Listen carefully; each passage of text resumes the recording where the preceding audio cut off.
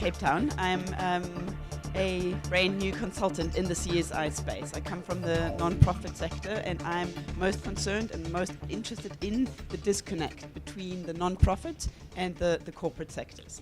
And I've been trying to find a language that speaks to both worlds, and I find it incredibly difficult to get corporates to listen to what it is that NGOs want and need. And it is the same with NGOs trying to understand what it is that corporates are communicating. And I find this disconnect incredibly frustrating, and I'm looking for answers to solve it, to address it in an effective way. Thank you. Thank you. So we are right in our forecast that there is a massive, structurally, a disconnect. And it's unfortunate because we're both trying to do good.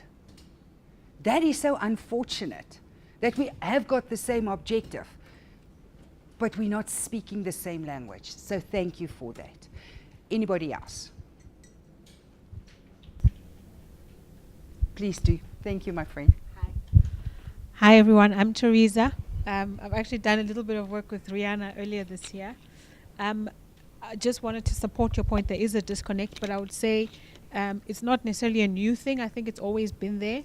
It's always been hidden behind, just give us the quick and nasty and then we'll give you the check. But now, because the questions are becoming more informed, like you said, about funders want to solve problems. They don't just want to sign the check. Now the disconnect is becoming more and more obvious, but it's been there for a long, long time. So I think it's a new thing. And also I think you're right on the skills thing. Everybody's doing training now for what was, but nobody's looking at the new things.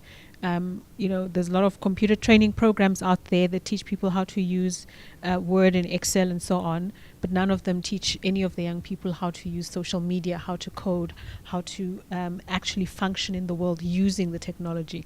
So it's nice to know how to use those basic programs, but any 10-year-old can learn that on their own. They don't need to go to school for it. What are we training them for? Thank you. Thank you so much. Shani. Thanks so much, Rihanna. Completely in awe of the amount of work that you've put into this. I think the one thing that I've missed is what all of this says for the kind of CSI practitioner we will need for the future. I think CSI practitioners have always been slightly overworked and very often overwhelmed.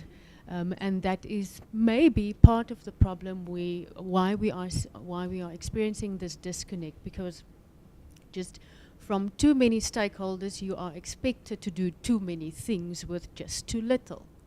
And that is the reality of a lot of CSI practitioners. But I think moving into this new world and with all these new challenges and seeing how the world has changed, you will need a different CSI practitioner, and I don't even know what it is, but I do know that it would need to be someone who's I don't know, apt at conflict resolution, at dealing with numerous stakeholders, at being a strategist, at seeing around the bend, at maybe even having a little bit of business acumen.